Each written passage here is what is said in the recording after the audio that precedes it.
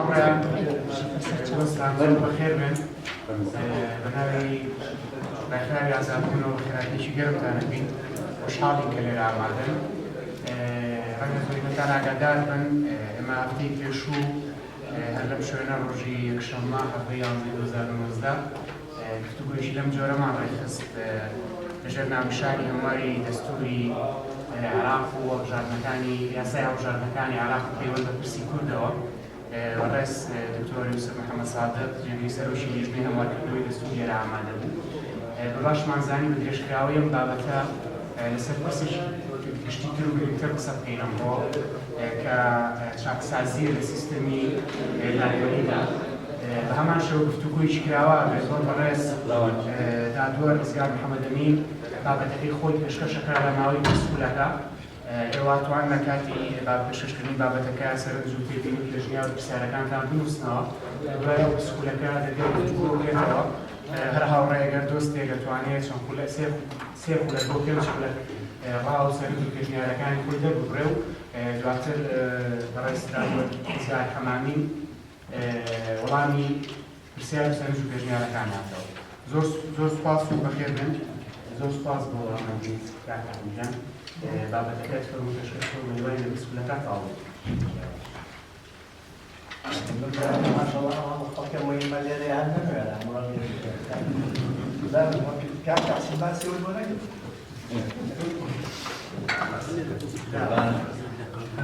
هەموو ئاوڕێی تووڕە و دڵخۆشن بێت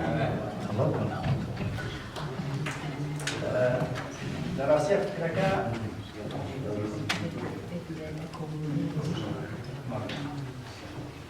ئێوارەتان باش زۆر خۆشحاڵم لە خەمەتانە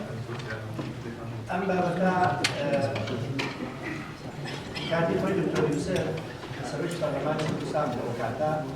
خەریکی مەشروعێکی دەستور هەبووی کوردستان تا سێ مەشروعەکە ماوە تەکلیفی لەمن کرد بیر بێ نازانم لەگەڵ کاک شێخڵەتی بووینە کەسەیان بەتەنیا بوو بیرم نەماوە گوتی با لەسەر دەسەڵاتی دادوەری ئەو بەشەی کە عەلاقەی بە دەسەڵاتی دادوەری هەیە هەندێک ئەفکارمان هەیە بەڵام ئەفکار ئەوە قسە نابێت ئەگەر ئەڵێت شتێکی نووسراوتان بۆ ئامادەکات من ڕۆژتەوە دوای پەیوەندیم زۆر کرد بە خەڵکانی سکۆڵ لەم مەجالەیە و زۆر دەستوری تریشم خوێندەوە ئەوەی کە پەیوەندی هەبێت بە دەسەڵاتی دادوەری جگە لەوەش تەجروبەی خۆشە تەجروبەی خۆم لە ئەو چەندین ساڵەی ڕابردوو کە چۆن باشە دەسەڵاتی دادوەری چ قانونێک بۆی گونجاوە باشترە لە قانونێکی تر لە بۆی کە مراعاتی جیاکردنەوەی دەسەڵاتەکانیش بکرێت لە ڕاستیە ئەوەی کە کاتی خۆی مۆنسکی و دەسەڵاتەکانیان جیاکردەوە شەرمەتی پێرەیە دەستورەوانە زۆر باسی ناکردن دەسەڵات جیاکردنەوە سنووردارکردنی دەسەڵاتە بە دەسەڵات یعنی کە لە ئەداتە یعنی گرنگەکانە بەڵام ئایا دەسەڵاتەکان خۆشی ئەو دەسەڵاتی کە جایەکەی تۆ دەسەڵاتێکی کرد قابلی ئەوە نیە دیکتاتۆر بێت بێ بە دیکتاتۆر و حکمی ڕەهای هەبێت لەناو دەسەڵاتەکەی خۆیان من زیاتر گیرم لەوە کردەوە کە دەسەڵاتی دادوەری وا بێت قانونەکانی وا دابڕێژی کە ئەو نەزعی دیکتاتۆری لە مێشی زۆر خەڵکە هەیە زۆر کەسێک مەگەر تەواو تەجاوزی کردی بێت لە ڕووی سەقافەتەوە لە ڕۆژبیری زۆر گەورە بێت ئەوسا ئەو نەزعانە لە مێشی خۆی دەرەکات کە قەڵەمدایە و ناوشێنان دەسەڵاتی دادوەری جار کردەوە دەسەڵاتەکانی تر ئیتر ئایا ئەمە قەڵەیەکی حەسینە و کەس بۆی نییە بشێتە ناویەوەی لە ئەوانە نەبێت کە گەیشتە ناو ئەوێ ئیتر تەواو ئەمە ئیتەکە لە مەترسیە گەورەکان بەنسبەت دەسەڵاتی دادوەریەوە من بیرم لەوە کردەوە کە چۆن ئەم دەسەڵاتە بە قانون مقەیەد بکەیتەوە جارێک لەو ئەو ئەفکارانەی کە باس کرا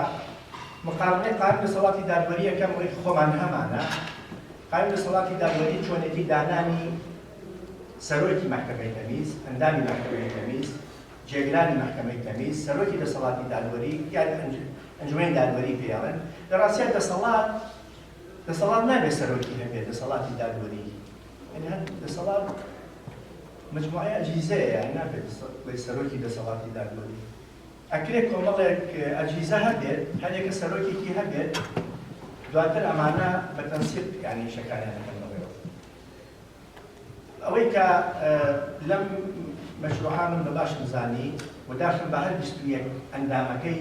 لیژنەی دەستوری کاتی خۆی هەرێکە نووسایەتی دانێت نازانم کێ ئەگەر لەو برادرانە ئەگەر وەختی خۆی لێ بێت لەگەڵ سەرۆکی پەرلەمان و جێگەکەی سکرتێر بە هەمویاندا و ئیتر دوای تەمان مەشروعەکە ڕاوەستا چوازم ئەو نەکراویشی پەرلەمان ڕاوەستاوە بابەت مەجالی دوایی ئەوانەی کە لەما من پێم باش بوو کە بینووسمەوە و مقتەراح چێبووەوێ چۆنێتی دانانی ئەو شەخصانە و مدەی حکومیان و چۆنێتی محاسەبەکردنیان و مەقەڕی محکەمەی تەمیز کوێ بێت لەگەڵ ڕەبطکردنی بەعزێ ئەو مەشروعە لەگەڵ هەندێک مواد هەیە کە پەیوەندی هەیە بە حقوق و حڕیاتەکانەوە ئەکرێت لەناو ئەم مەشروعەیە لەگەڵ لە بابی دەسەڵاتی دادوەریان داینێت ئەو شتانەی کە پێم باش بوو لە مەشروعەکە باسم کردەوە بە عەرەبی بۆ نووسین چونکە ئەوان بە عەرەبی بە کوردی هەبوو بەڵام عەرەبیەکەی دانێت ئەوان زیاتر قانونی معتەمەد لە ڕاستیە زمانی عەرەبیە فترێکی لە پەرلەمان يعني كيشوف فلوس بإسبانيا عربية كا يعني معتمدة على برلمان كردستان كيشابه لبيني كردي وعربية كا أما السلطة القضائية هيئات كاني أما دي كدس بيها طبعا تقريبا بإسمان ديك زاترة لا أشتنا دستوري كردستان هو تقريبا بإسمان ديك ئەوان دەبێت تەسەلسولی مادەکان بنات بەسەر تەسەلسولی مادەکان قسە لە ڕەزەمی ئەو مادانەی کە ڕەنگە ئەوە زۆر جێگەی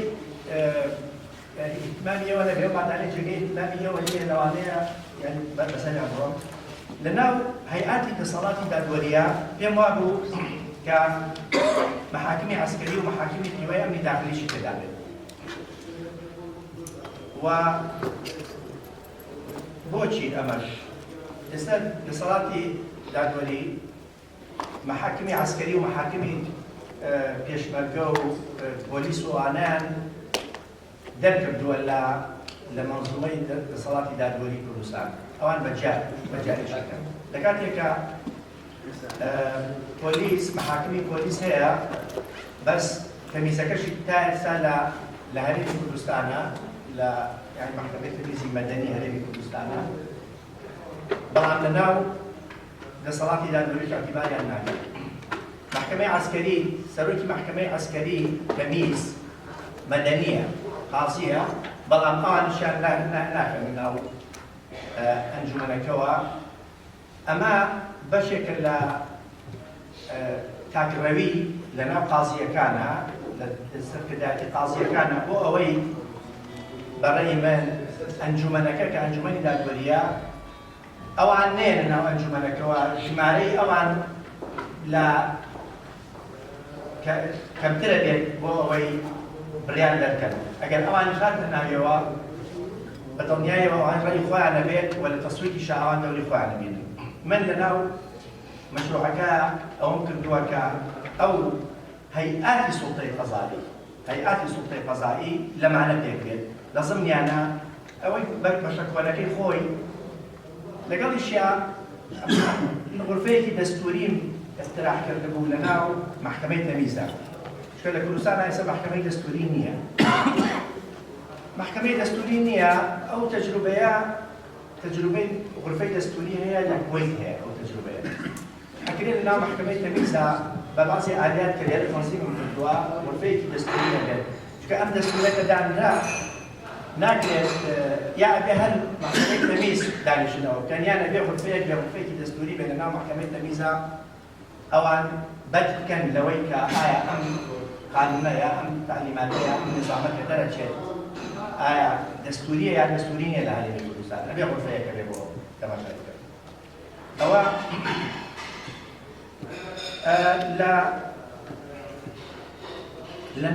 لەناو ئەم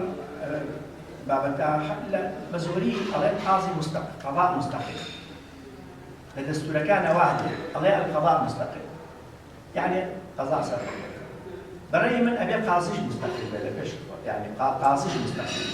قاضي يعني بمهنية قضائي وشرف ونزاهة وثاني كافيستا أبي قاضي مستقل بلا دستور.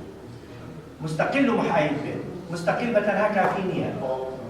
أبي محايد وعالم بأي شكل قوي. وخارج أمانة عميل لنا دستور كاشكا أكيد قاضي مستقل بلا رئيسية والله محايد أبي. أكيد نسيه نبل. أمانة هم بابتي كتير رغم لنا واجبات القاضي شاباسي بكرة. بس استقلاليتي حتى من بخون اللي تناشر نوا. مسألة استقلالية أجل مسألة حزبيون وحزبينون بين وشان نزلت تعبتين هي مسألة بالنسبة للقاضية. من كلمة طبعا بس قانون قاضي نابع حزبي. بقانون الصلاة الدولية. بقانون الأحزاب. بدستوريش. دستوري عراق. خمسة قانوننا بالقاضي حزبية. بلان بموجوني من زوري قاضية كان حزبي متسترا. أو دكتور يعني بوأوي أو مسألة النفاقات كما يعني ما قاضي حزبي بين. بلان كان حزبي نخاتنا وما نفكره. حزبية. لزور ولايات تجربة هلا لأمريكا تجربة هلا هويا بلاي منه قاضي حزبي بيت انتماء حزبي هذاك في خويتي بس إيش حزب كواري كان كيف خوينا كان كان راسيا للواقعية و مثلا محمد قاضي كان شنو يتهاو جاردن جاردن ده اللي بحسب كي قال يتهاو يعني على الأكثر يعني نعم مسجل عليه خاطر بينه ضلام خرج شيء وكان بتشوفه يعني تعبيري لو يفكر انتمائي عاطفي ولا كان هو يوم بابتي كثير رنگ استا توبلي اگر قاضي حزبي قالوا هو ضد استقلالية القضايا قالوا ضد استقلالية القضايا ضد يوم كخلق بشكل بلي من حزبي نيم لجواني الشعب بلي كاكا لدروي مجلسك بلي من كاكا فلان حزب دايناهم والله ما نفهم شيء تجاوزيهم يعني خوي بدني فاجوا بالبال ما انتماء كيان او كاتا شحز مكاني ترشح الله تيجي انا ما كان لا يصير حزب فلان لبرو باشتراك اكريل كي بلي كاكا صار حزب فلاني ام دعوه اما كشماني لقى حزب فلان كري او دعواتوني اما لسه مساله استقلاليه دعاي طبعا نابي محاكم استثنائيه لكل سنه حبيت او بهم معنى كان هو لا لسر اويك اشبو برلمان من بيم وايا كقاضي حقي هبت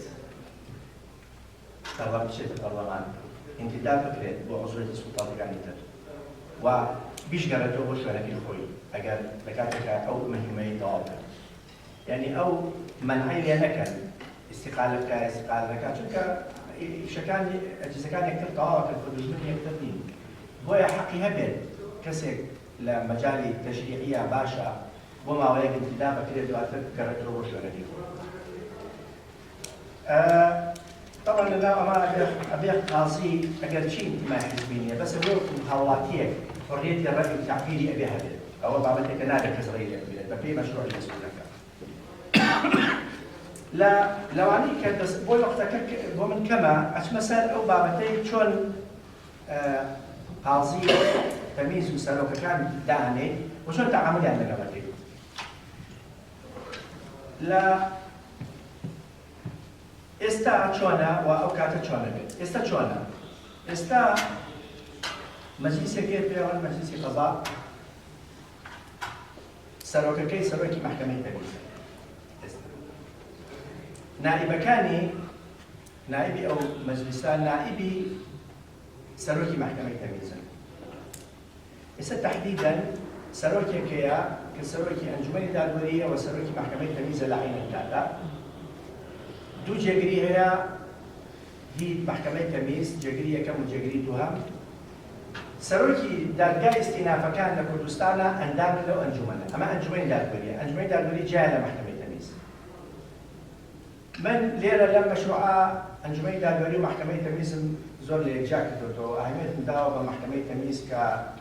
ناحەی فەنی ئیشەکانەکان، ناحەی ئیداری بۆ ئەم خۆناغە من ئەمەم بەدڵە. ئەینا بۆ ناحەی ئیداری لەگەڵ ئەوە نیم حاکم ببێ بە ڕئیسی ئیداری مەحاکم. لەگەڵ ئەوە نیم هەر لە ئەسڵە. بەڵام ئەمە تا ئێستا بەم جۆرەیە. ئەمەوێ خەڵکی ئیداری بۆ ئیشی ئیدارەیە. نەک حاکمێک ئەمڕۆ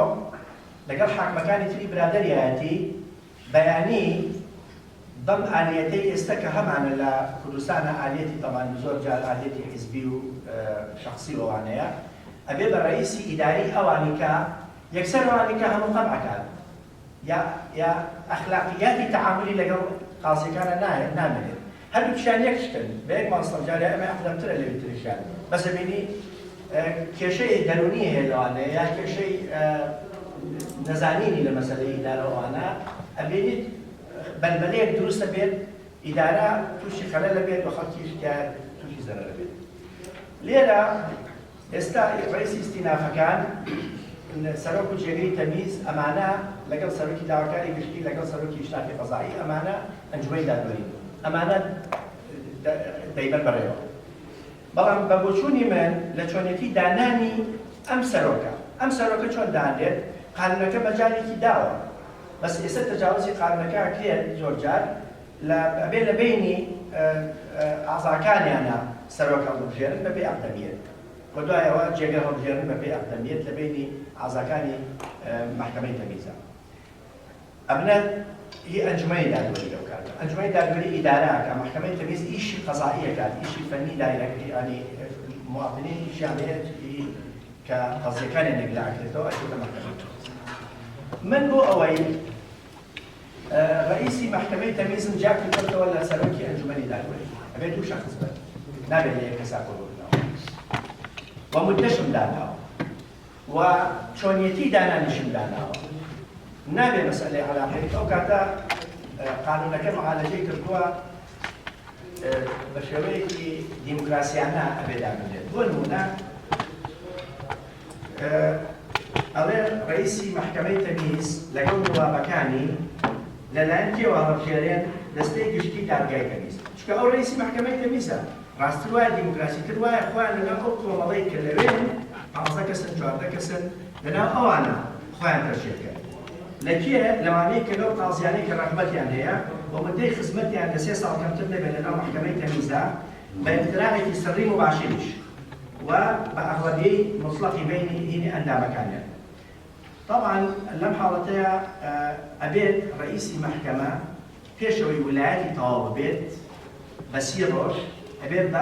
بۆ ئەو کۆبوونەوەیە منادات بکەن.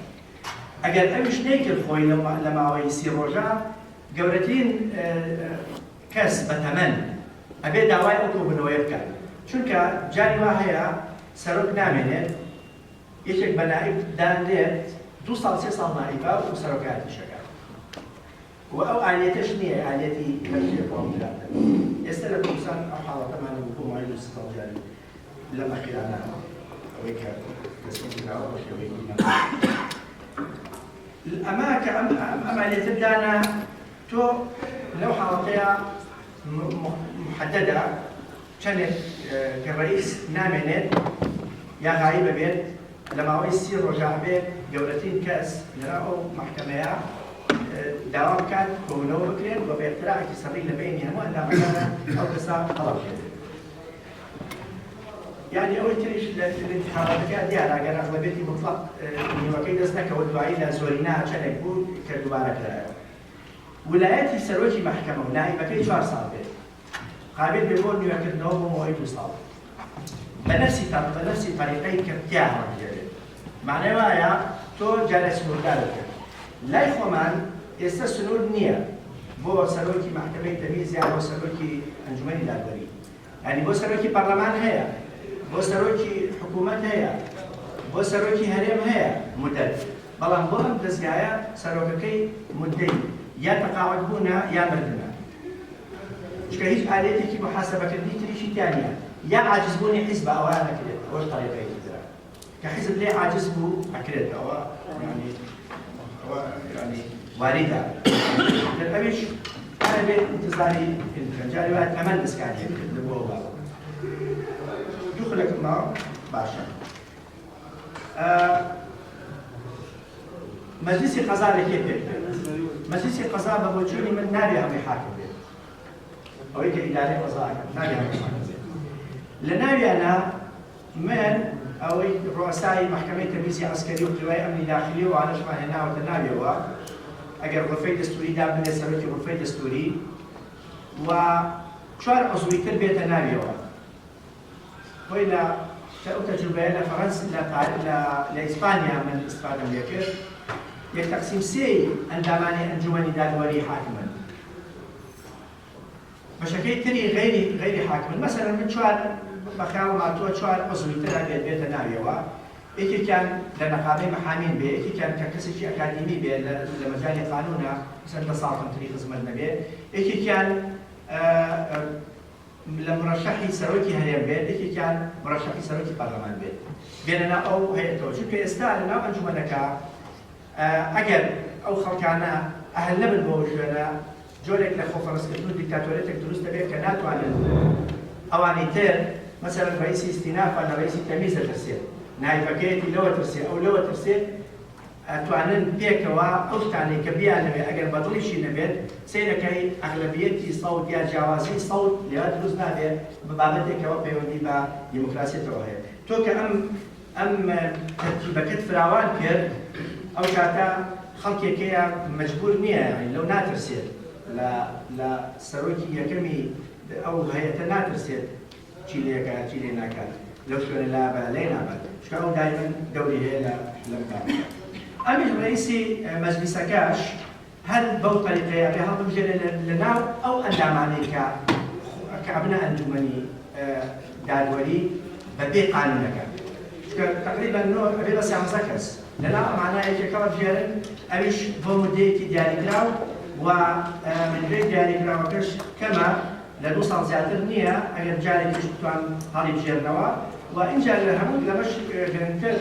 ئالێتی محاسەبەم داناوە من بۆ سەرۆکی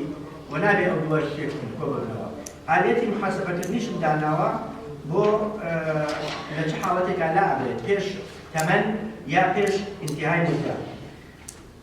ئەوە لێرە با ئەگەر بۆ جەنابتان ئاکەم بە قسە کە چۆن نابێت پێش کۆتایی هاتنی پێشەکەی. استقالة يا إحالة وتقاعد يا ومردم يان بقرار الأغلبية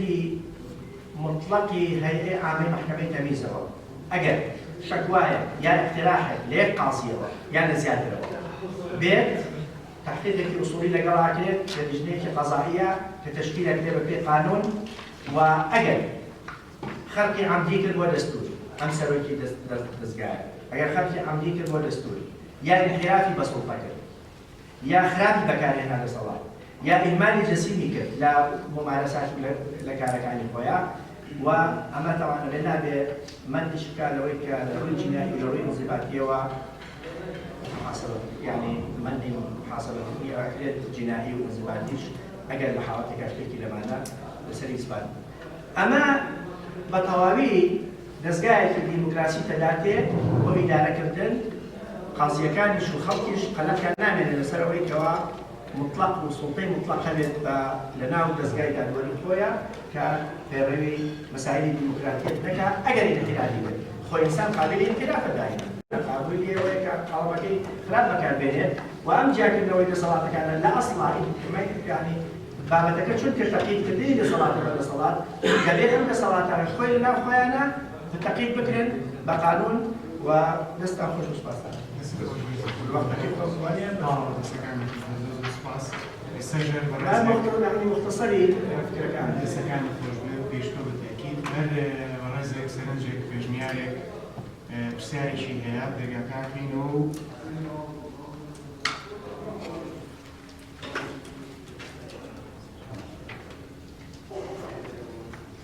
فرما مسجل بس بالنسبة للفرق بس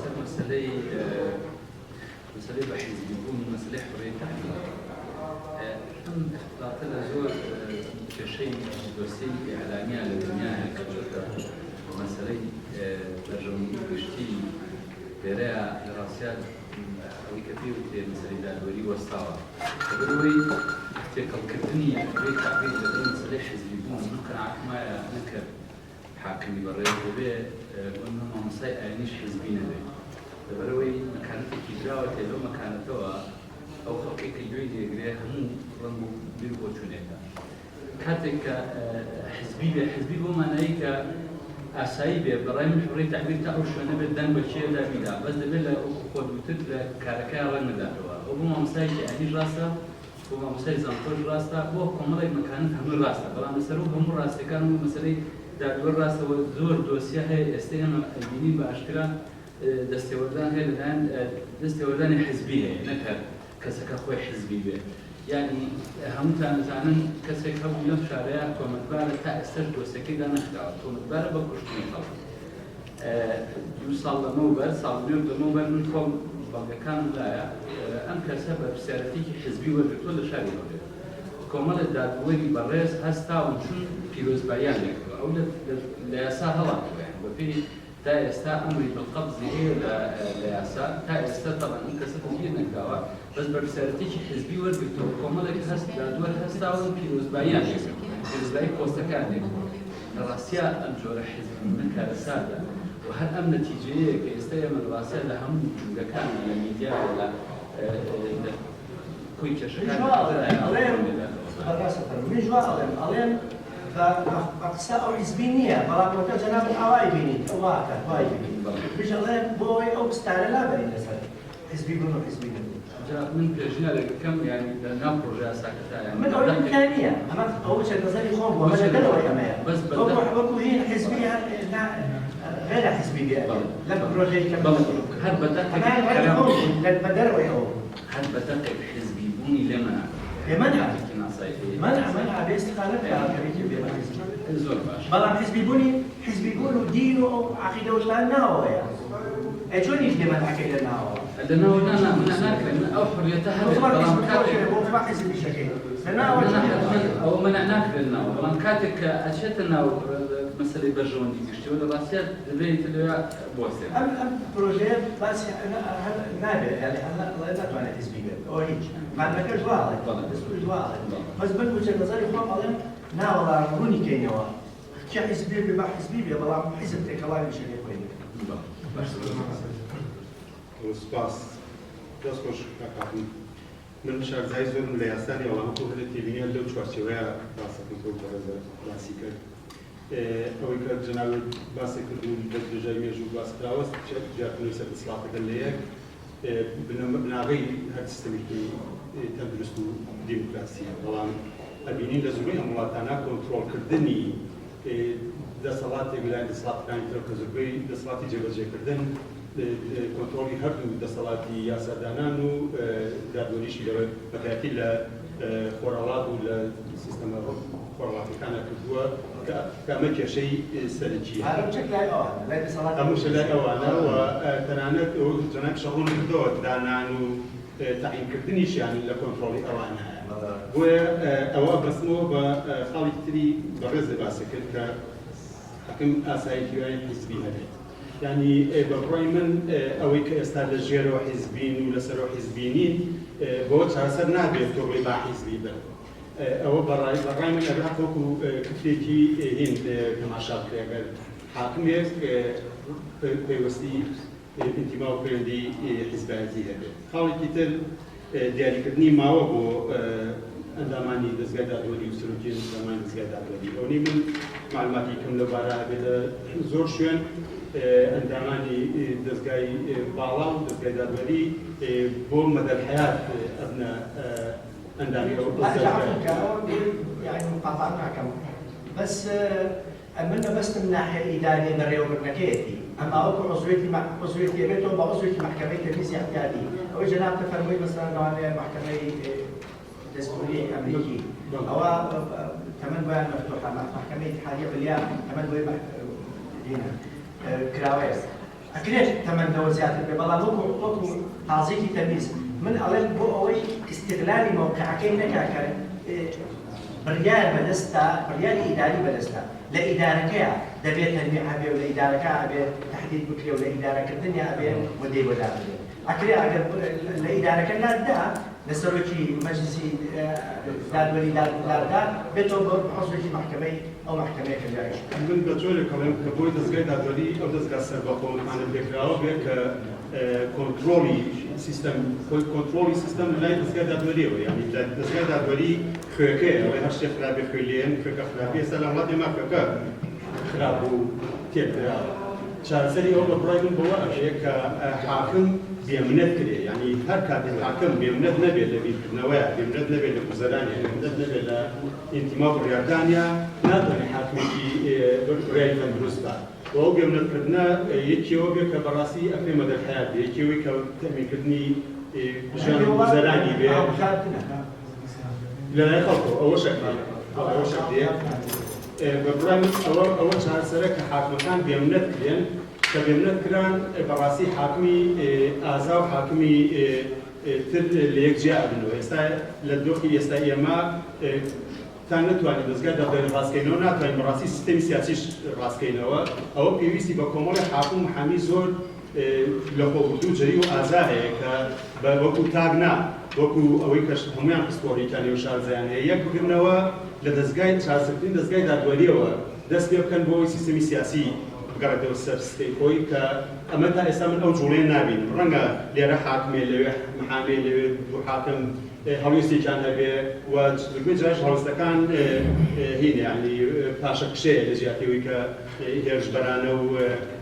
تحداد بو شارسر نابي وبرامج بقول إيه خالد بنيا وباسكم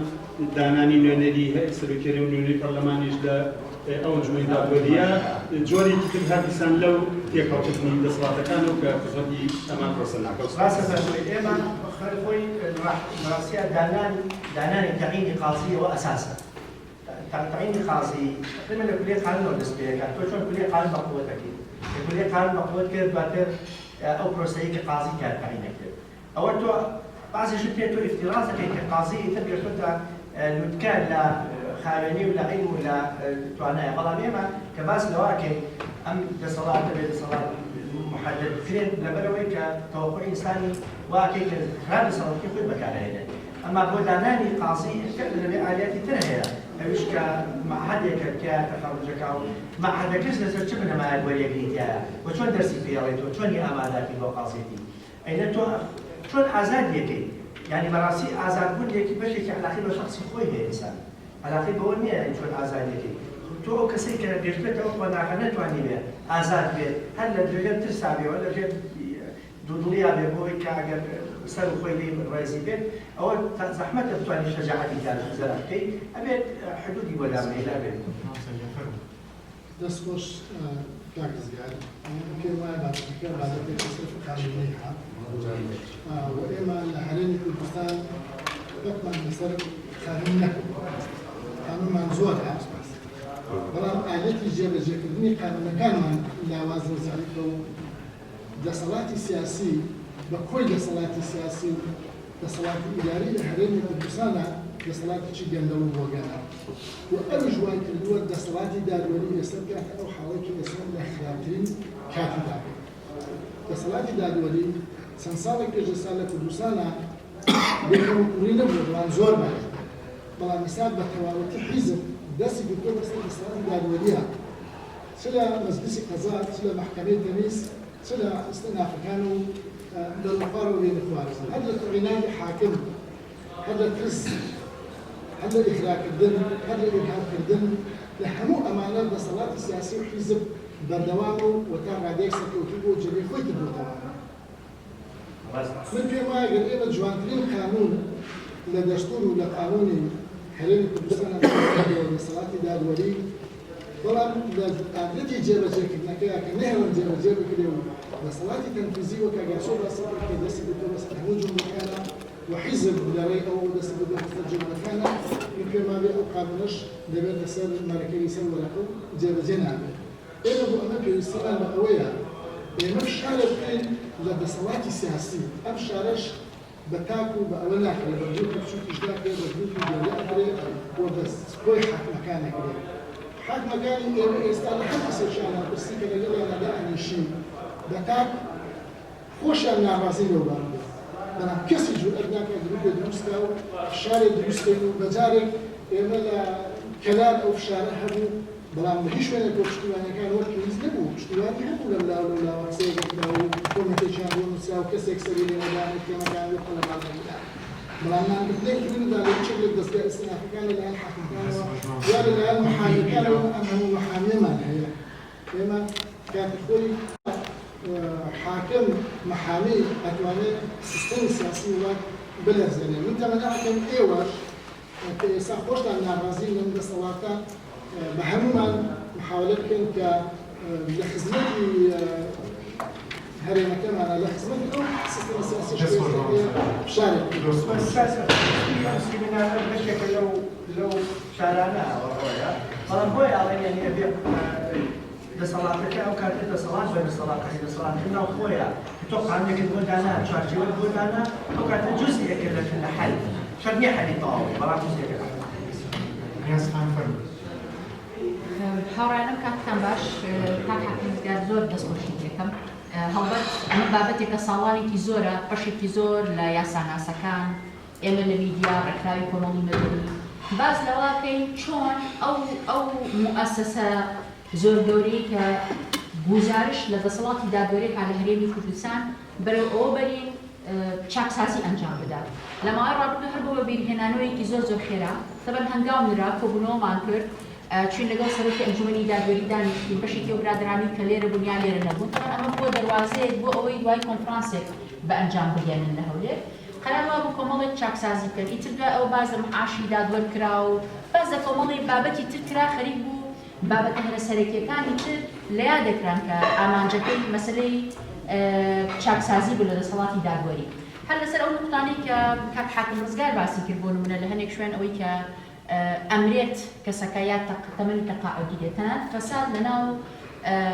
مؤسسەکە گەیشتۆتە هەنێک حاڵەت کە زۆر جار جێگرەکەی سەرۆکی دەسەڵاتەکە ئەوەی کە تەمسیلی دەسەڵاتەکەکە بە جێگرەکەی خۆی تەمەنی تەقاعودی خۆی درێژ کردوتەوە بۆ زۆر مەسەلەی تر بۆیە ئەگەر لە کوردستان و بە پشتبەستن بە قانونەکانی عێراقیش لە بەرچاوگرتنمان هەبێ تا قانونی ئەحزابی هەرێمی کوردستان زۆر بەڕوونی باز دەواکە کە ئەو کەسەی کە لەناو سلکی حزبیش بێت قەرارا بچێتە سلکی قەزاوە ئەبێ دەستبەرداری پۆستەکەی بێت و ئینتیماکەی لێگەڕێ بەڵام ئێستا ئەمە لەناو مەعهەدی قەزا محققیشە دێتەوە بەڵێ بە درستی و داواکاری گشتیش بۆیان نییە حزبی درست جا من نمونەیەکی زۆر بەپەرشت بۆ هێنمەوە دوایی لەسەر ئەم بابەتە طبعا ئەمە ئێستا تەواو پێچوانێت طبعا مەعهەدی قەزا ئێستا حاڵی حازر لە هەرێمی کوردستان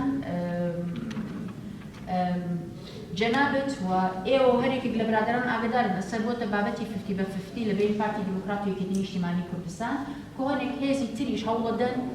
جۆرێک لە بەشداریان هەبێ یعنی سەر بابەتەکە هەر بۆ ئەوانە هەنێک قازی تریش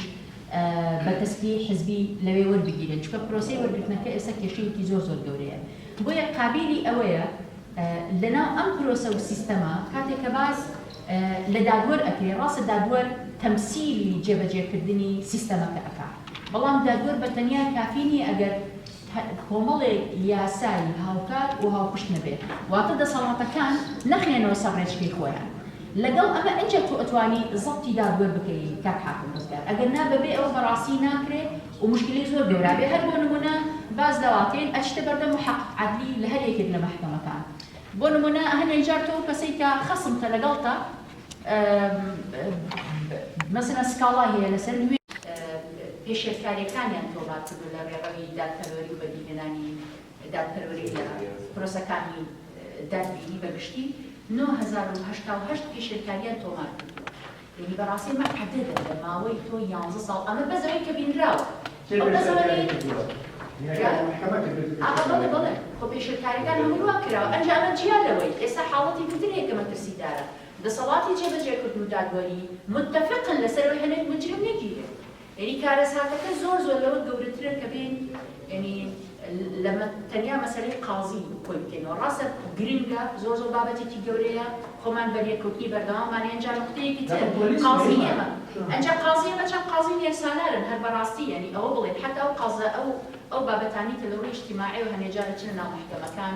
یا ئەوەی کە پەیوەندی بە چوونی ژن هەیە بۆ بەردەم محکەمەکەتان بڵێن کە بەشێک لە قازیەکانی ئێمە زۆر نێرسالارن زۆر نادیموکراتن یعنی زۆر کۆنە پارێزانە لە هەنێک مەسەلە بیرەکەنەوە ئێمە بەریەکەوتنمان هەبوو وە کەیسی زۆر گەورەمان بینیوە کە بابەتەکە زۆر مەترسیدار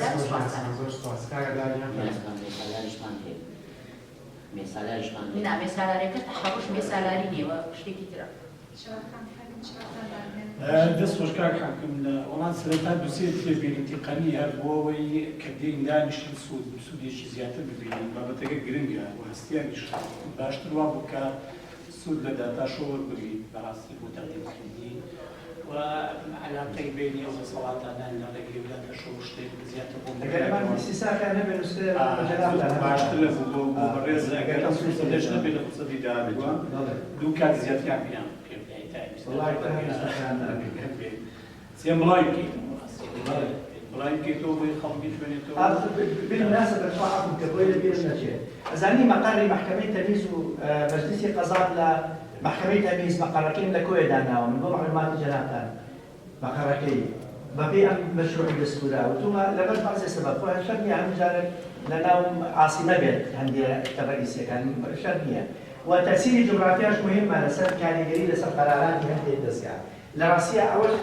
كل مدانه حكومة موقعك وسط لاهين. نظرا نظرية بيجي لعبة بيجي الاستعمال.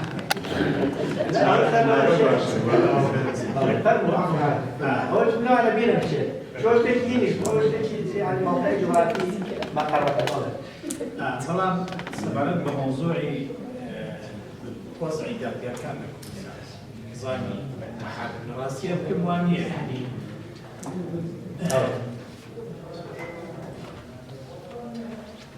بموانية تنها قانون كافي بك بكي بمدخلي وصفحة ديواني نظام محاكم سبب نيجي ضرورة وحتى هو يستعرض بشهادة بوكل سي قانون هي رجال لها تحزبي قاسي ومع ذلك على مفيدير ظاهرة كهي كوات نظام براسي بيرسي بعد دراسة كنيشي سايكولوجي بشكل حق معناها يعني دراسة سايكولوجي هذه كسائد خوي ضعيفة حزي لو يعني بس لما كانت خوينا بس ده سرماية رمزي خوينا كقانون بفي قانون ما كانت تشبيه وأنا نبرون بيوان زيادة ما بخلي جناب بوي سكننا برما وصالك وشتيك اللي هي عامل محكمة الإسكولات لو تيك عند ومعك عليك ولا محكمة الميزان لا يسأل ولو سبب هذا كشش من جاء خارج اشترك كعب يعني يقول هنا شيء خاطر كم رأي خونا دم شغلنا قرار أنا بس لقوا اللي هي أكل لقوا سويت محكمة ولا والله كثير قانون هبي غير تحزبي قاضي باشا شو الاستدلالي أواكن أم حاكمة تحزبي استدلالي قانوني شيء أجر سي قانون هبي أخوي بريء نابق حاكم يا قاضي اجتماعي حزبية والله شكاية عن هذا هذا شكاية عن هذا يعني ما بيجي قانوني هبي ببرسيدو شو نمطواني أم ممارسة تحزبي كان أو إشراف ده إشراف القضايا ضعيف هو خالي يشتر رئيس استنابة بأمريكا رئيس استنابة وحزب دار نعم السؤال تقريبا يشكيش يورش بس غرفة دستورية كده يبقى العراق محكمة دستورية معناها هو بيشكي يعني غرفة يعني ممكن بيجي كأيما رسمينا من مخاوين دستوري القومان بيجي كمحكمة إيش دستوري شيء أنا غرفة دستورية أنا محكمة تنزع يعني أنا كل سنة عبد بس القوية يعني دستور قوي قلنا هنا كمحكمة يشتغل بقوية بيت العراق يا أستاذ بشك بتعبدي لهم فترة أزمة سياسية يعني كهي زوبيجا تأمين محكمة تأمين دستوري بي بواجهه ومعالجه زور حتى اگر نشد بێت لا لا داهاتوە تا حاکم ئەو محکمەی بەغدا توانێت بەدیل بێت بۆ هیچ يا خالد ايه هو يسمى جناب شاهزاد او كذا دستوري هرم او كذا دستوري هرم دار الريم اسبي التعارض ما بين فقرات وقوانين ومواد دستوريه لقوانين خمانه لهرم وبحق او شلون جات استنادك تصل دستوري عراق دستوري خمانه بلان دستوري عراق دستوري عراق تنظيم قوانيني هرم كان دستوري استعاره جل اي دستور اگر تعارضها بكاتي اگر تعارضها ولا بين دستوري قانون اتحادي لقى قانون هرمي غلبه بقانون هرمي كيا ممرجع لاصل لاختصاصي محكمه الى اختصاصي سلطات اتحاديه نبت لو حاولتها غلبه بس خوش من قبل تسمع دكتور جعفر زوج خاصة حاكم هذا اختصاصي جنابي اشتغل على الرئاسية هذيك جناب رئاسة السيادة لا تكنيكي وهنري لا مؤسسة الهيئة الدولية كيف عايزين ان شاء الله اشكرا يعني آية بيوديني وان شلون بس أم جملات أم ياسات أم بروجيت شلون بيوديني وان وزاي دادو داوكاري قشتي كان زيادة براسي مش بين المصر سروشي داوكاري قشتي أندام داوكاري قشتي من بوي خور يستا اگر اوان اقصي من كان داوكاري قشتي نابي بشك من لم انجمعي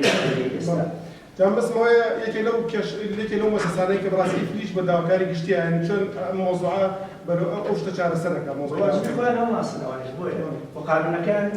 شالاكا والله ما وش كان واجب خوان هم أصلا. دوهم يشان موضوع حزب يبون براسي دندان منيك يصير بقول يعني دندان يشتكي نهني وأزاد يعني بدندان كذا بحزب. دندان أصلا هاد بيزنا قال بكسي شيء بيش أشكال هو الإنسان مبين. أجناد دندان. زمان بوي أساني كابلا. بس بوي أوروبي أورني بوي كتوبي ما دام ذكية. جوانير شد بس في بيخدنا منه. من باسي خويا كمان قاضية كمان ممكن مش شعوري داخلية أو سلبتشي انتماء حزبك خويا زاني لك أو حزبك بس مخل المنظوري خلق نية ويلو كاتا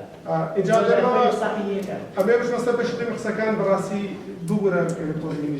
الموضوع هذا زلوا وسترة بم يا سالفون داين تكنيكية زياد بقري عندنا بقري وليبي وكوريا ونازن هودي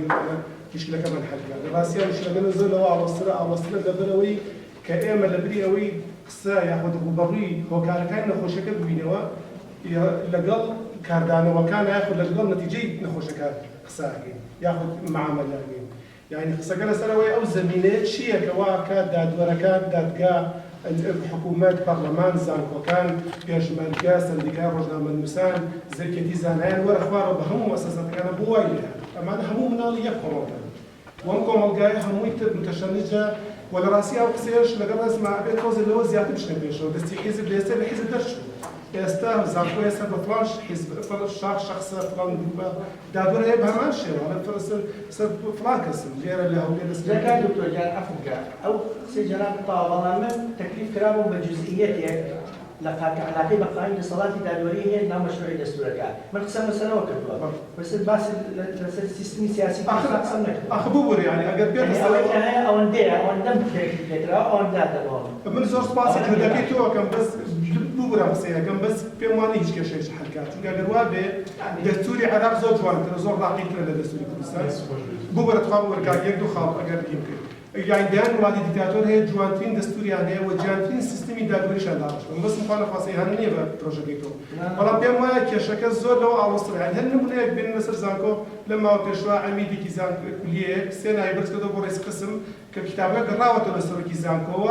شو راه كسي وزاره الكتابه كان يعني ويك عداله دار السيكولوجي دادور نظام شي لقى لازم اما دارنيش من ليرا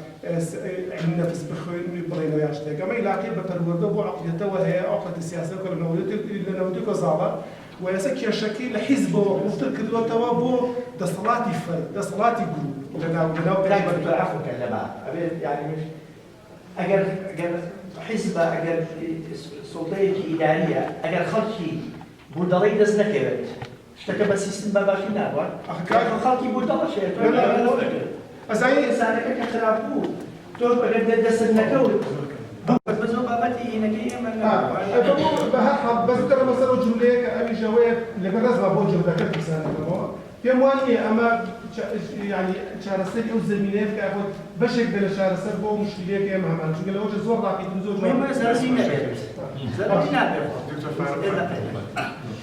کاک دەست خۆش بێ من تێبینیەکم هەیە و داستانێکتان بۆ جێڕۆ زۆر کورت داستانێکی کورت تێبینەکەشم لەسەر حیزبە کاک حافظ ئێمە حیزبمان نییە من کتێبێکی تازەمەیە حەبرەی شوڵاتی ساڵی لێ دەرەوە یەک فەسڵی تایە لەسەر حیزبی کوردی ماریەکان و دیموکراتەکان خۆ نموزەکی نییە لە خۆرەڵاتی ناوەڕاستە لەبەرەوە ئەمە کارەساتێکی گەورەی سیاسیە کە لێرە ناوی حیزبە کەواتە ئەبێ ئەمە بزانێت لێرە لەگەڵ تێبینی یەکەمتان کە بە هیچ شێوەیە ناوی حیزبی ئەمە تاڵبوو داستانەکەم چییە من یەک جار حکومراوە لە ژیانمە ئەویش بەوەی حەبرەی شوڵاتە حاکمەکەی کە حکمیان 10 ساڵ بۆ ئاسایشی کرۆ 10 ساڵ يعني أم حاكمة لو كده أم حاكمة بالرزق ده صار لها أساس شيء كده حكمية ضي هاوريك ما كحاكم هاوريك ما تو خوش شاني حكم نبو ونمزني بواقع بلام كيف مترابو أبي حكم باشا كيف مترابو أبي حكم أما داستانية كده باشي أخيري خوي خرامة بوتون بارني من نايدا بارنا ده ما بيشوف مزدان روين داشان بالضبط بما دم وايد داسنا مش لازم شو بو زندان بو خواروا شيخي وايد يبو كيستا نرجعنا دمارو طبعا قادري كي زور باشي جتيه او دي تو شيري بفرق بعد بارنا ده مش زندان اوكي تلفوني كيف تنابي بنير بو زندان تو اشتكي ليه كان تلفوني كيف بو برزي لهولير كهمو تاني نازل شيخ جلال جون يقول لتلفونك وتي كاكا من هابي بروبوي وتي ما بو حكمنا بو عزيتي بي يعني شي نايري باش ليه يبغوا بو عزيتي بي اورايت كاشم بو زندانكي اوي رابري انسان كي رايح هنا يشوان ما هو يقول باسج كوريكي شركي كاكا تو نابي تشي كنا لو ايش تشقوي كده ما نشي او هل كان كادر يجي يقول جنابي شي كادر يجي يقول هل كان وانا حكم انا اما داستانەکە بۆ تەواو کە تەواو بوون هاتە دەرەوە باشە یەک شەو زیندان بوو چوون من ڕەسمم گیراوە ئەمە من نەزانم سەقلی ئەمەی کە من ڕەسمم گیراوە تاوانبار و وەنێفاعل و ڕەفیقی تاوانبار چی کردووە لە حەقیشەوە بەس کاکە ئەو ئینانەم بەرەوە من بەر تەبریە بوو بەر بوو ئەو ئینانەم بەر بوو لەکوێ دادوەری چی پێ بوویەوە داواکاری گشتی وەڵا ناتوانی ناتوانن من معني بابا مسألة من رسم جيران وسبينه هالشيء كسر بويك يا بقرن بام رسم أنا شاء قرن هذاني عزيزة كم بقول أمام بنيو من تام يجمع نقدر لأنه هو قاعد حكم أو وزني أو ويا يسنو بس بنو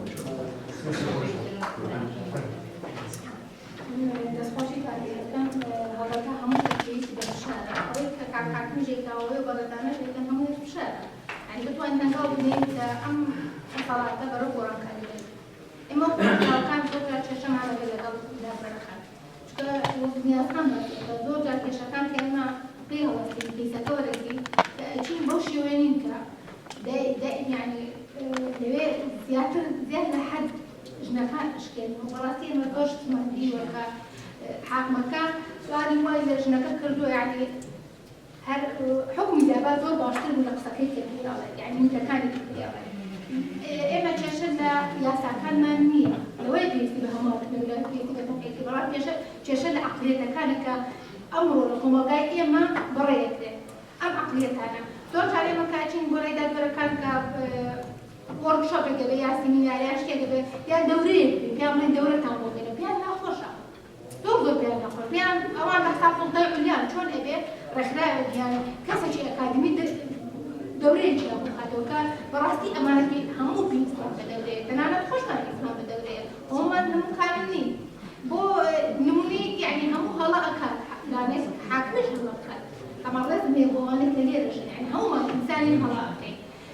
أوي لو رجعنا قصير كمان دولة أوروبا كرة جيرة وشلو شش صار لسنوي كذا من دزية كم نكربا شلو شش صار تيجي تاجيرة ولا لو كنت تاي لا شلو شش صار أوجد دانيان كاو دزية كي نكربا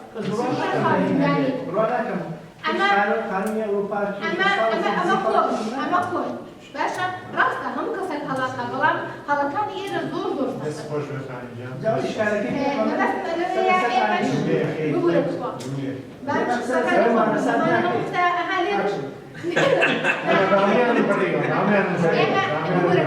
لو روشانە کە مۆسەجی هەدووە زۆربیان نەزانن 50 ڕێکخراو زیاتر لەگە ڕێکخراوی گەرمیە نووسیمانی و هەڵەبجە کەمپینێکمان ئامادە کردە بۆ واشۆکردن بۆ هینی دەستور ئێمەش کەواتە هەردیشی لەسەرەکەی یعنی ئەوش هەر فشارە بەڕێشتانەی شەی لەسەرەکەن هەر فشارە بۆیە پێویستە هەموومان بەیەکەوە کار لەسەر بکەین بەڕاستی ئەم نظامە قسەمان لەسەر هینەکەی ئەم دەستورەکە باز لە ئالێتی دروستکردنی ئەو مەجلیسەیە و چۆنێتی دانانیان و وردەی حکومکردنوشتیان ئەوەی تری تەفاسیل کە خازم چۆن تەعامل لەگەڵ خەڵکی کە ئەو بابەتێکی ترە ئالێتەکانی تۆ شامی زۆربیانم طبعا بە خاڵ بچوو بچوو میتوێتەوە پێم باشە حاكم جناب باسي انتداب قاصد البرلمان. إنجا أظن مخالفين مبدئي فصل بين السلطات نعم. فصل السلطات فإذا نحن فصل السلطات طبعا لو كاتاك أو انتدابك لو شيء قاصدين هذا يعني إمكانية وزير شيء برلمان شيء لو شيء قاصد أو وزير تشريعها أو تطبيقها مراقبة أو مراقبة كان دول تحقيقاتها لجان تحقيقية واحد بۆ یارمەتیدانیان ئیسفادەکردن لە کاتێکا بۆ ئەو ناچێت وەکو ئەندامی پەرلەمانیش بکات ئیشەکان لە پەرلەمان بۆ دەوڵەمەندکردنی بۆ وەکو زەخیرەیەک ئێستا بچۆ لە پەرلەمان مستەشارەکانیان خەڵکی فەرمیە مستەوایەتە تدایانێت بەڵام ئەگەر خۆشەکیش نێت و هەموو قازێکی انتدابی بۆ ئەوە لەوانەیە لە چەند دەورەیەکی پەرلەمانیە دوو قازیە سێ قازی انتداب نەکەی استفادە لە خیبلەکەیان بکرێت لەو ڕۆڵە وكثير شكل تعاون يتوشنا كيفوي. يعني لا فصل السلطات ديال لو كانت هناك أو إشاعات أو شيء قاصدين هناك فصل السلطات يعني راسا فصل وياك أولية تجيء النادي البنية يكتير تكاملية يعني مسألة السلطات بس نادي ببن بديكتاتور سلطة كان مسألة كده وفصل كان أساسا كده مسألة يعني استعاني بفكرة وخبير. بس جواز به لا كاتلوي لو لوي شكان بو ماوي صالة كدو صالة سي صالة منتدبة لوي أو كان تجاوي شكل تعاون زور سؤال كان كم عمل مشان شخص هذا السيستم الدولي يعني كم مرة بعد باس كده في السيستم الدولي دارين كمسان وهم مشتغلين ترى السيستم السياسي يعني باش كلام كومبوكا يعني من بيم وايك أساسي ترين شد بو بوني سيستمي دولي سربخو أبي سيستمي سياسي مستقر بالعلم أبد وبي أقصاني كليرك يعني جولتين كيشة سيستمي دولي أنا تدخل حزب لكش نكمل لو أنا بخلي بشوكتر هذا السيستمي دولي وكو جناو فن مستقل بونو داي قاضي بلان جولتين كيشة تدخل الحزب أو بروسي كأسا لا سرتاو تاكو تاي كبروسي دبلجبوني قاضي بيودريت همي بروسي كراو بحزبي يعني شون تو تصورك لو سلو كسيتينا حزبي دربچه درناچه يعني لتخرج كرني لكل قانون بومبا محامي بوني لبخراو كاني محامات هاميان حزبي كسر 10 سال لا سايشا شيء كبير 10 سال مارس حزبي كا تو شون تصوري لكي دوای ساڵە بوون بە قازی کەسێکی سەر بەخۆی ولا حزبی بێ و ئەگەر کێشەیەکی حزبی بێتە بەردەست لەبەرەوە پێم وایە پرۆسەی چاکسازی پرۆسەیەک ئەبێت پێویستی بە دراسە هەیە پێویستی بە بەحث هەیە لە چۆ دەست پێ بکەین چۆنی دەست پێ بکەین چۆنی ڕێکی بکەینەوە ئەم دەسەڵاتە 20 ساڵ 30 ساڵە خەریکە قازی حزبی دروستەکات ئەم پێم وانییە بە مەشروعێک بە دوو مەشروع هەموو حزبیانە ئیتیمای حزبیان لە دەبێت توێنیان بکەین ناکرێت ممکن نییە قازیش ئەوانش بکویان بەشدار بنەوە چون ممكن من مثلا انتماء حزبي من بشتي كلمة وأنا جوان لبرا يعني أجل تصور كين لكردستان سيستمي قانوني أو بمعنى بموانية بكرنويكي هي بيت يعني بس طلعوا حتى يبغوا بلام إيش كردن لسر أوا ببي مروري زمن أم حالتك يا زلمة جيشتونية أو 6 ساڵە گەشتوتە ئەم حاڵەتەکە پێڵێن خراپترین حاڵەت و یعنی تەدەخلی ئاشکرای حیزب کە زۆر بێشەرمانە زۆر بێئابڕوانە بەبێ گوێدانە هیچ ئەتەکێتێکی ئەخلاق و سیستەمێکی ئەخلاقی بە ئاشکرا تەدەخلەکەن زۆر نیژە لەبەر ئەوم پێم وایە یعنی بنچینەی هەموو شتەکانی تر یاسایە ئەگەر ئێمە لە سیستەمی دادوەریە سەرکەوتوبی لە شتەکانی تر سەرکەوتوبی لەبەرەوە پێم وایە گەورەترین زۆرترین ئیشێوێت کە بتوانین چۆن ئەو سیستەمە ڕێک بکەین ئێمە هەمومان دەزانین کە ئێستا سیستەمەی سەربەخۆ نییە و هەمووشمان دەزانین گەورەترین کێشەی حیزب تەدەخلی حیزب بە شتەکانی تر نیە. جناب لەبیرە نەچێت کە جنابی کاک سەلاح وەزیر بوو یعنی ئەو سەربەخۆی ئیشکردنی میهەنیانە لە بۆ وەزیریش و بۆ دەسەڵاتی تەنفیزی بۆ پەرلەمانیش پێویستە میهەنیەتی ئیشکردن خۆ هەر بەتەنها قازی ناگرێتەوە تۆتەکەڵەکە ئێستا ئایا ئەنجومەنی وەزیران سەربەخۆیە لە میهەنیەتی ئیشکردنیان سەربەخۆ نییە پەرلەمان هەر عینەشێت ئەو لایەنە هەموو یەکرێتەوە بۆی جناب بزانێ هەر مەبەست لە سەربەخۆبوون لە ئیشکردنە لانەدان لە میهەنیەت لە بڕیار و لە قەوانینی ڕاست لانەدانتیایە بۆ هەمووی پێویستە. بەس کێشەم پێم وانەیە کێشەکە ئێستا مثلا لە یاسای دانانی کێشەکە زیاتر کێشەی جێبەجێکردنیان هەست ینی ئۆپرەیشنە هەیە ناوەڵاتانش مشکلەیە داناگەشەی هەمپەرستی سوال دەستان خۆش بێت سواز بۆ دیارە بابەتی دەسەڵاتی کاردەوەی لە کوردستانی کە لە هەرێمی کوردستانە پێم وایە یەکێکە لەو کوردستانەی کە لە خراپترین ئاستەیەتی وە پێویستیشە هەر کار بە تاشی کۆماڵ چاوانەی معنی لەم وارە لە دادوەر و پارێزەران و ڕێکخراوەکان و ڕۆژنامەنووسان و داوتوگوای قسەی لەسەرکەن چکە ئێمە خۆتانوتان دەسەڵاتی دادوەری تا گەشتۆتەوە ئاستەی لە دابەشکردنی تەقاعدبوونی دادگای تەمیزا بە پێنجەکە دابەشیان کرد پەنجابم لا پەنجاب و ینی لە دوایین هەڵوێستیانات بە لەمانگرتنی دادوەرانی کەلارە ڕێگەوەی کە پیان وتبوونیەوە بڕۆن کەیسەکەتان لە زۆنی سەوزان ئەم بە ئاشکرابوونەی حیزبی بوونە و دەستوەردانیە لە دەسەڵاتی دادوەریە لە ساڵانی ڕابردووە لەمان بووە یاخود بە شێوەیەک لە شێوەکان شەرمەنی بووە یان لە ژێرەوە بووە ئێستا گرنگە کە هەم کەسانی و جەنانیشتان و هەم ڕێکخراوە خەڵکانی تریشیشی لەسەر من پێم وایە کێشەی دەسەڵاتی دادوەری لە هەرێمی کوردستانە بۆ سەر سێ ئازداوە شەوەیە کە مینیانەوەیە کە یاساکەیە بێگومان ئەگەر یاساکە دەستکراوەی باڵە دەسەڵاتی دادوەری خودی ئەندامانی دادوەران بەو شێوەیە نابێت کە ئێستا هەیە چکە ئەگەر لانی کەم کەسێک دوو کەسی وەکو جەناب وەکو شەرلەتی کۆمانە لە دەسەڵاتی دادوەریە ئێمە دڵمان پێ خۆش بووە لە ڕابردووە ئەتوانن بە یاساکەم دافع بکەن و بەرگری بکەن بمێنەوە لەو شوێنەوە یاساش وەکو خۆی جێبەجێ بکەن لەگەڵ ڕائان نیم کە یاساکە خەلەلیتیان یاخود یاساکە لە هەرێمی کوردستانە ڕاستە کۆمەڵێک یاسای باشمان هەیە بەڵام دوجار کونوکە لەبەریشمان هەیە کە لە ڕووی یاساییە بەشیشی تر لە کێشەی دەسەڵاتی دادوەریە چوونە ناو ئەم بازنەی دەسەڵاتی دادوەریە کە بە چ فرتەرەکابێت ئێمە هەمومان نەزانین مەحەدی قەزایی هەیە چۆن دابەشەکرێ یعنی ئێستا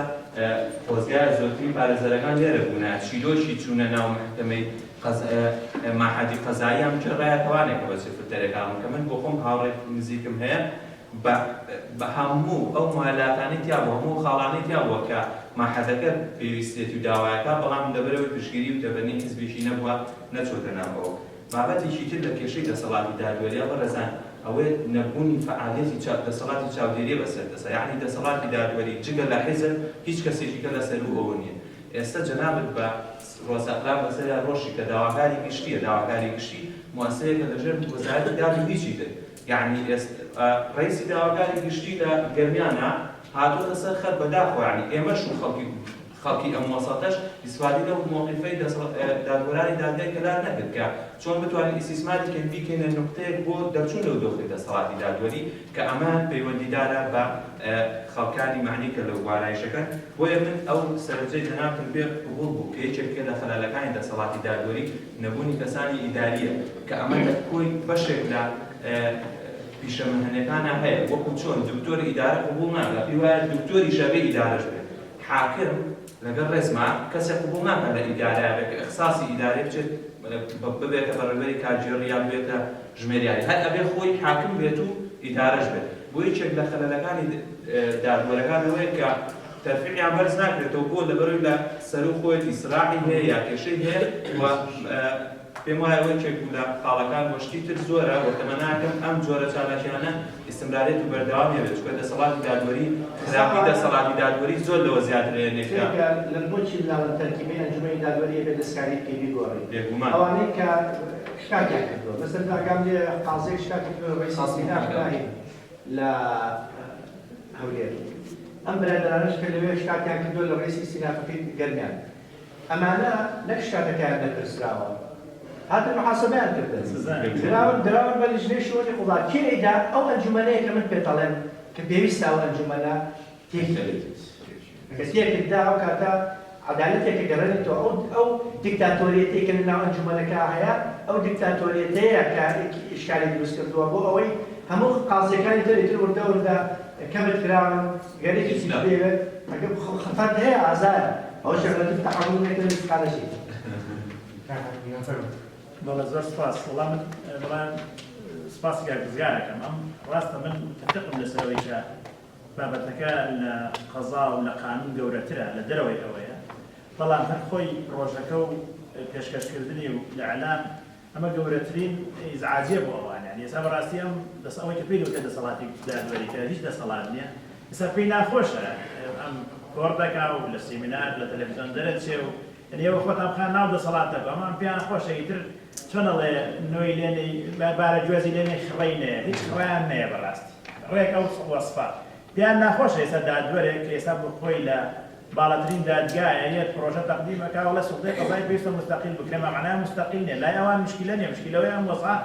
بەردەوام بێت بەڵام ئەگەر لەو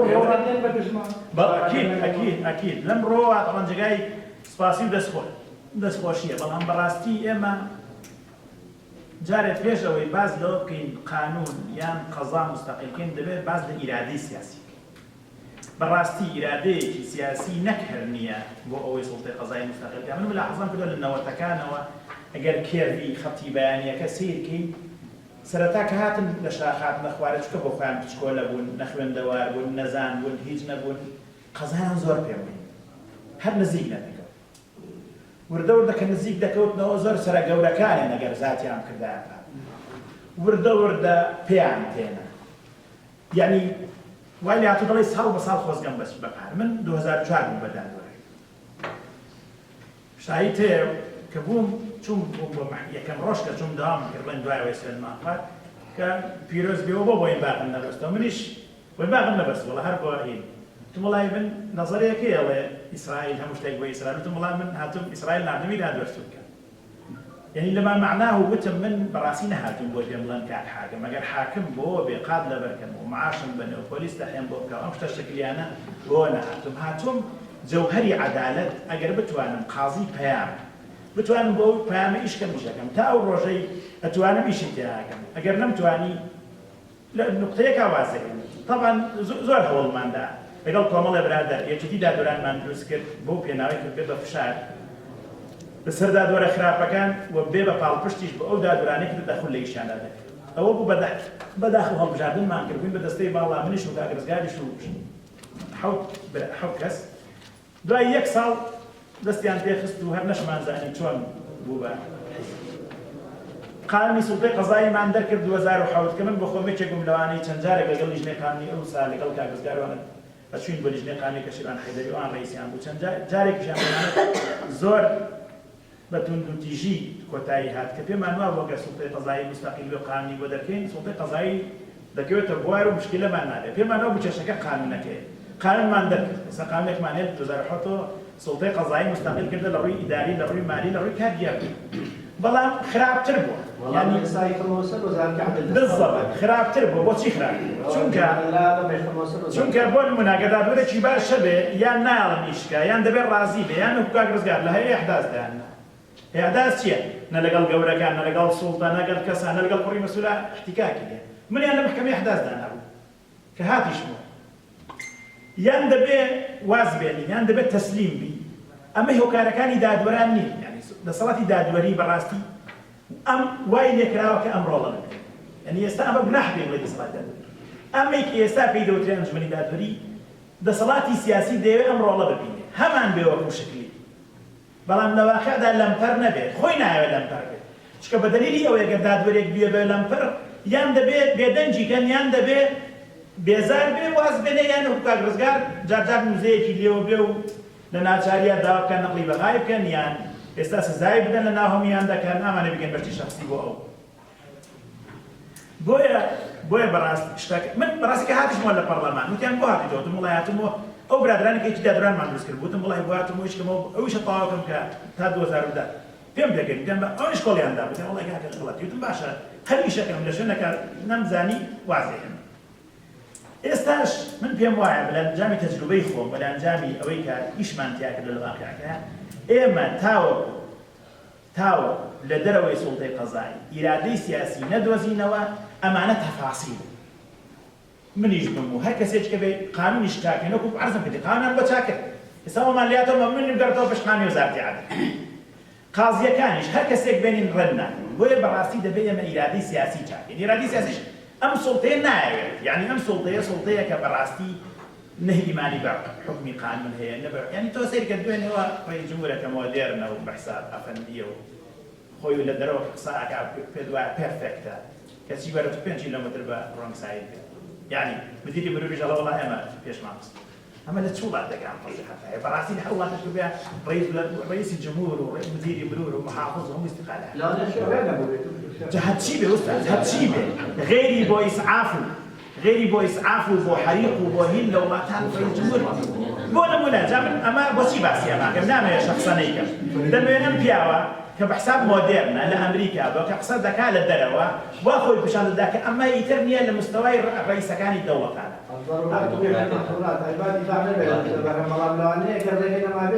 هاتەوە کۆمەڵی حیزبیکان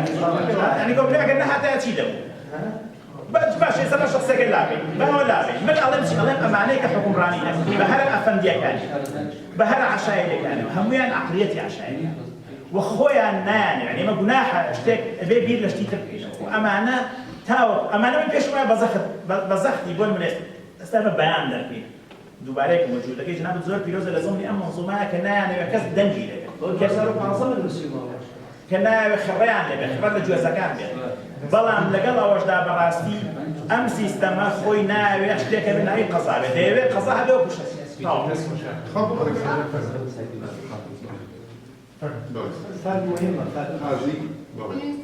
دەست خۆش بێکاکەن زیادیان قازی ئەچێ بۆ دەنگان بەڵێ ئەچێ بۆ دەنگان چونکە هاوڵاتیە و ممارەسەی حەقێکی مەدەری خۆیەکە ئێمە توانین ئەمانە لە ژێر تایتڵی ناسنامە ببینینەوە من وەختی لە ماڵی خۆمم باوکێکم وەختی ئەچم لە شوێنە دەرزەڵێمەوە مامۆستام کەواتە تا دەتوانێت ناسنامەی جیاجای هەبێت گرنگەوەی ئەم ناسنامانە لەگەڵ یەک کارێ بکەن دژ بە یەکتر نەبێت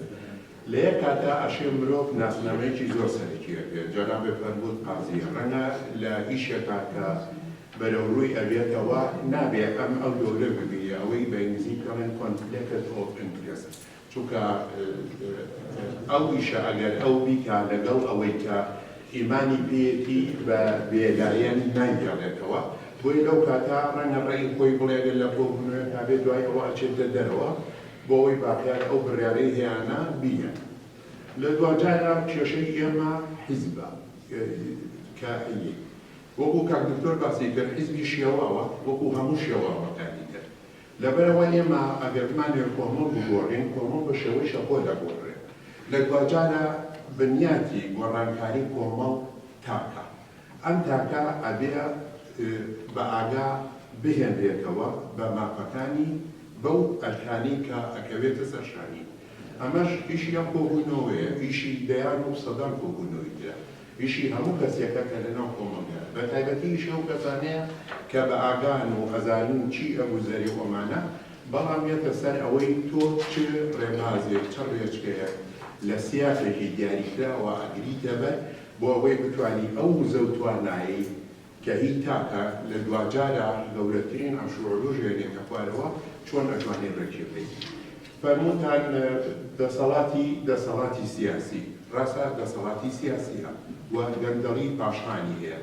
ماوەیەکی زۆر زۆر ئەمانە بە هەموو شێوەیەک کۆمەڵگا ئەڕووکردن لە ڕووی دروستکردنی ئەم جۆرە خەڵکانەوە لە دوجارە تۆ ئەگەر بتەوێت کۆمەڵگا هەڵسێنیتەوە جیاکردنەوەی دەسەڵاتەکە بەڵێ هەیە بەڵام ئەو لایەنەی کە ئەشێت دەست بکە بە گۆڕینی کۆمەڵگا بەشی دادوەریەکەیەتی لەبەرەوەی ئەگەر دەستورە دای ئەنێ ئەگەر کۆمەڵێشتی ترەکە پەیوەندی بە ئینتیخابات و ئەمانەوە هەیە ڕێکێکات و ئەمانە لە دوجارە چی دەور ئەبینێ ئەم حیزبانە چەند گەورە بن چەند لەسەرەوە گەندەڵی هەبێ ئەوە هەبێ ئەوە هەبێ لە دوجارە هێز دەورە بینێت هێز کۆکەرەوە ئەتوانی وەکو ئاوخواردنەوە ئەوەی هەیە بگۆڕێت لەگەڵ لە بەرژەوەندی حیزبەکانیش نییە دەستگای دادوەری داخلی و دادوەرە چ بەرژەوەندی کار حیزبەکە هەتا قازانجیان ببوونە لە قازانجی هیچ حیزبێک نییە کە دەستگای دادوەریەکەی خراپە وەکو وتم ئەمانی ناگێمە حیزب بووین بۆ بەرچەکانە حیزبێکی مۆدێرنی دیانە ببوونە یەکێک لە کێشەگرفتەکان لە خەی موسان پێم وابێ ناوەندی یاسادانە واتە لەسەر سێری یەکەمین ئەنجومەنی کولی یاسادانان پێ ساڵی نوێ ئەبینی خول بە خول ئەندامانی پەرلەمان لەجێ بەهێزتر بن بەرەو لاوازی یعنی لە سێری ساڵی نوێ لەگەڵ خولی ئەم دوو خولەی دواتر دەبینی ئەندام پەرلەمانەکان ئەستان زۆر بەرەو خوارەوە چۆمەش کارساتیش ئەو یاسانی لە پەرلەمان دەچێت کاتێک کەس دادوەرەکان خەبیرەکان ئەم دادوەرەکان چی دەستخۆن هەم خەبیرەکان بۆ نمونێ بە یاسامان هەیە کە خۆم خەبیر مەردامدار خەبیرەکە توانێت کەسەکە بکات بە تاوانبار و توانێت بشیکا ببێتەوە لەبەر ئەوەندە چەندی مەقاتیکایە بەکەی خوانە توانن بیکشن دوو یەکێک لەو شتانەی لە کوردستان زۆر کێشە و گرفتە ئیرادی سیاسی ئێمە لە هەرێمی کوردستان ئیرادەیەکی سیاسی بە قووەتمان نییە بێ یاسا سەبەکە ئێمە حیزبمان هەیە کە زۆرینەی دەمێنێت لە کوردستان پەرلەمان پەڕێزدا بۆ لەبەرەوەی وەکو مەسعود محەممەد وتی ئەفەرمێت ئەڵێ پێنەگەشتنی عەقلی تاکی کورد یەکێکە لەو کارە سەرچەکان چونکە ئەو کەسە ئەزانێت حیزب سەروەری لە قازانجیات نەک یاسا واتە ئەگەر حیزبەکەی سەروەر بێت هەر کێشە و گرفتێکی هەیە دەتوانێت لە دیوەخانی حیزبا پیا و کوشتنە ژن کوشتنە یەکلای کاتەوە حەقی خاص و حەقی عامیشی تیا پێشە لەکرێ و بەڕێککەوتن نەچێتە دادگا ساڵێک بەڕێگەی دادگاوە بێ و 10 ساڵە سەر تاوانێک سزا بدرێت لەبەرەوە بەڕاستی ئەم یەکێک لە ئەرکەکان گرنگەکانی ئەم ڕێکخراوە کە نای ڕزگاربوونە ڕزگاربوونەوەی ئازادبوون یەکێک لە ئەرکە گرنگەکانی ئەوەیە کە تۆ تاکی کورد ئەوەندە عەقلی پێ بگەیەنی کە بزانێ یاسا سەروەری لە قازانجی وایە نەک حیزب سەروەری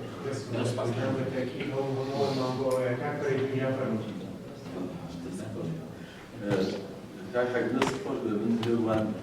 هذه شيء على قانون صدرنا بس قانون الوصولي يشتغل هذه تيجي يشتغل تمام إذا صار في بس هذه سيادة ده سيادة ونيكياني دولة يا سيادة فرد الكردستاني مش على رأسه كان منين يعني مثلا أنا كمان دار بخاو عزيز ما تقولني وكنترو لم بينها هم وصلنا وراس تدرس شكر هم أفراد خارجي وجماعي وحزب هم بابتاني كباسانية وإذا هم بابتاني كمان إن شاء الله حزب كيشيو نشكل لكوا حزب لبردم معناه يعني حزب على قليلة حقش معناه والله سي صالم حق لا ناس لا ترى هو دي بيجي بس دي بيجي ترى أنا هل أقليل لبردم ما بي يعني يوم يكون معناه بون تون دينها مخالف كبير بودي كتصوران لبرد لما أنا لابت مشكلة قاعدة لا مشكلة كسبنا كاتوكا يقولون حزب عقلية ولا زوتون دم أواسط بيرين كبر برسالتي من شيء لبرجالي بيقول ما لوي كلا يبر أما موضوع كده راسته تاج كودي دار رخاوي كروح يبر برسالتي جالس الراوي كرامتي نما جهات أبوابتي كزنا بلاس من برا ما هم يدروي مش هذا واني أسايني ما خد جانا زوج تفشل كده شو نتي زماناتي كانوا بصلاة كانوا بلام هر خود إشارة بمسألة كده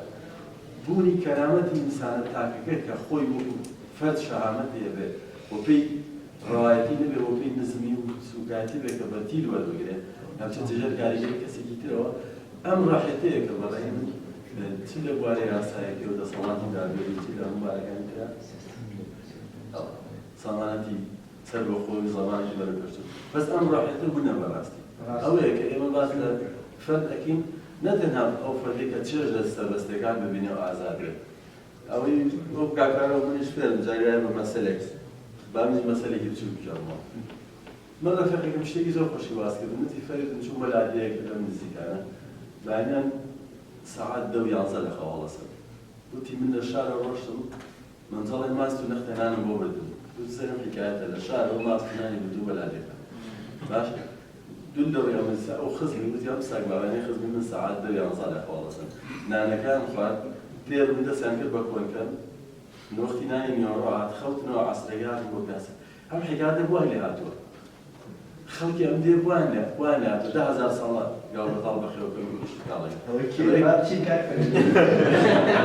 بەڕاستی لەبەری کەرامەتی فەردیان نەماوە بۆ مەعاشی ئاسایشێکیا بۆ چونکە زانی بۆچی لە کولتوری ئێمە ئێستا کەسێک نییە پێی ئاسایی بێ کە دوار بکەوێت لەم کاروانە مشکلەکەمان ئەمەیە هەموو پێمان حیبەت و خەمێکی گەورەیە کە لەم کاروانە دواکەوتم ئەوە باخم نییە و ئازەی زۆرم نییە و چوار مەعاشم نییە و ئەوە مشکلێکی زۆر گەورەیە لە فەردی کوردی ڕوویداوە ئێمە پێویستە قسە لەسەرەوە بکەین بەڕاستی فەردی کورد پێویستە خاکی بوونەکەی و تەواضعەکەی و کەرامەتی وەرە ڕاحی بەرپرسیارەتێکی تەشریف هێنا و هەندێک لەو بابەتی کە ساڵانێکە خەریکی پێشکەشی ئەم خۆشەویستانت کرد. من کتێبێک دێت چۆ حەزەکەم سەرنجی ئەو هاوڕانەی بۆ ڕادکێشم دکتۆر نەوزاد ساڵح ڕەفات کتێبێکی چاپ کردووە یادداشتەکانی هیچێکە لە باپیرە گەورەیان ناوی یادداشتەکانی عیزەت کاکەییە باز لە زمانی عوسمانیەکە عیزەت کاکەیی خەڵکی کەرکووک بووە بەڵام بە حکومەوەی مۆزڕ بووە لە دەوڵەتی عوسمانی سلێمانی و بارنیان و هەموو شارەکانی دیوە ڕۆژانە یومیاتی نووسیوەتەوە یومیاتەکان زۆرشتی جوانی کرد ئەمە بۆچی باسیەکەم باسی دەسەڵاتی دادوەری لە زمانی عوسمانیاکە لەو سەردەمەیە ئەم مۆزەفێکی نەزیک بوو بەریەکەوتنی هەبووە لەگەڵ فاسیدەکانی ئەو زەمان بە تایبەتی حەزبی ئیتیحاد توڕەفی کە لە تورکیا دروست دەبێت لە دروست دەکات لە شارەکانی کوردستان یەکسەر ئەڵێ مۆزەف فاسیدەکانی ئەو سەردەمە چوونە حیزبەکەەوە بۆ داپۆشینی فەسادی بووە ئەمە ئاشنابوونی خەڵکی کوردستانە بە حیزبایەت یعنی حیزب و فەساد پێکەوە لێرە بەیەکەوە لەدایک ئەم پیاوە دژیانە بێت قەرارە دەن عقوبەیە دەن فەسلێکەن اعتراضە نووسێ بۆ ئەستەمبول لەوێ وەلیژنەیەکێ مەقسەد بەسەڵاتی دادوەری سەیریەکەن ئەمە گەڕێنەوە بۆ وەزیفە عقوبەی هەموو ئەوانە دەن کە ئەخباری خراپیان لەسەردا قۆناغێکی تر قۆناغی شەرمە مێژەنەوەی لەوانەی کە لە ئینگلیزەکان لێرە بووان ناسراوە کە دۆستی کوردە ئەو برادرانی کە متەمن بە مێژن دەزانن دوو ئامۆژگاری شەر مەحموودەکە ئەڵێ یەکەم دەسەڵاتێکی دادوەری دانێ خەڵکێکی باشە لەبەردەسەر کە بە حکمی یاسا هیچ بەڕێوە بەدەن دووەمیان ئەڵێت زوڵاتی زۆر هاتوونە دەوڵەتی عوسمانی ئەمانە جێشێکی نظامی بێلایانی لێ دروست کرد بەداخەوە ئەو نەسیحەتەی شەوەتون کە پێش 100 ساڵە ئێستا دوای 100 ساڵ کە ئێمە دانیشتوین نە دەسەڵاتی دادوەریەکەمان هەیە نەسوبا و پۆلیسی نیشتیمانی پیشەییمان هەیە قۆناغی پاشایەتی لەگەڵ کۆماری ئەوەش بەڕاستی دوو قۆناغەکە زۆری لەسەر وتراوە کە هێشتا حکمی یاسا لە سەردەمی پاشایەتیان باشتر بۆ لە دوای کاک حاکم شەغلەتی لەو ماوەیە باسێکی پێشکەش کردین کە ئیشارەتی بەوە کرد بینە سەر ئەم دیدار یاخود بڵێن ئێستا پێش ئەم دیدارە ئێستا لە عێراق و کوردستان هەردوو لە ئەوان لە 2023 دەستیان بە قۆناغێکی واستەوە کردو ئێمە لە 91ەوە لە 92 دەستمان پێ کرد دکتۆرنەوەی تاڵەبانی ئاوپیشەی ئێوەیە من بیرم دێ لە سەرەتای نەوەدەکان پرۆژەیەکی دەستوری جێناسی بۆ هەرێمی کوردستان خۆ ئەکرا کوردستان پێش عێراق دەستوری هەیە وەگەر هەی وایە باشتر لەباری دەسەڵاتی دادوەریەوە لە کوردستان لە عێراق من پێم خۆشە ئەگەر جەنابەتی شتێکی بخەیتە سەر هەر چۆن بارودۆخ خراپەکە ئێرەمان زانین ئەگەر بەراوردکاریەک بێ لە بین ئێرە ئەوێ هەر بۆ بە چاوەڕوونیمان شتێکی خراپ نیە ئاخر قسەم ئەم دیرانە ڕاستیەکەی و نیازخانی شێمەتی کرد دەستگاکانی ڕاگەیاندنی بان کردبوو بۆ ئەوەیە کە خەڵکی وەکو جەنابەت وەکو کاک حاکم شێرلەتیف و هەموو ئەو کەسانی لە هەر مەجالێکە ئیشەکەن ئەو ڕێکخراوەی ئێمە بۆ ئەوەیە تیش بخەینە سەر مەسەلە هەنووکەیی و زەڕورەکان و بۆ ئەوەی یاسا و دەسەڵاتی دادوەری سەروەری یاسا پەیوەندی بە هەموو تاکە کەسێکەوە هەیە بۆیە دەنگی جەنابەت لە چوارچێوەیەکی تەرسێک دەرچێت بچێتە سۆشیال میدیا بچێتە میدیا و بەڕاستی خەڵکیش پشتیوانی لە دەنگە دلێرەکان بکە دەنگە خاوێنەکان بکە جا ئومێد دەکەم کە ئێوەمانان هەم نەفەس درێژ بن بەرگە بگرن ئێوەمانانیش بۆ زۆرینەی خەڵک پشتیوانتانی بۆ ئەوەی کە هەر بەرەو پێ ئۆکە بەناداش کارگزگار دەست خۆش بە ئەو بابەتی کە ئامادە کردەوە بێ بڵام بابەتێکی زۆر چاکە